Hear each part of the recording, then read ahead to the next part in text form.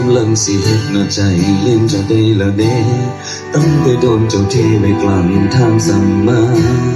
มันก็พอสิลืมแล้วล่ะมันก็ผ่านมาโดนแล้วล่ะแต่มื้อนี้เจ้ากลับมาบอกว่าเจ้าคือเขาเฮ็ดให้มีน้ำตาร่วมกันถามมากลับมาเป็นคือเก่าสิได้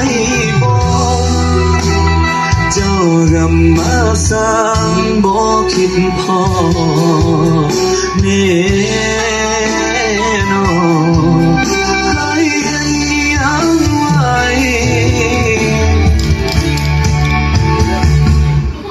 มันก็บ่แม่นของสิลืมง่ายๆเพราะตั้งท่าสิลืมเจ้าก็กลับมาใหม่ปานว่าเฮา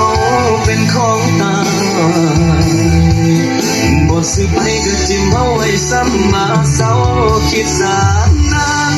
มาทางใดก็กลับไปทางนั้นล่ะ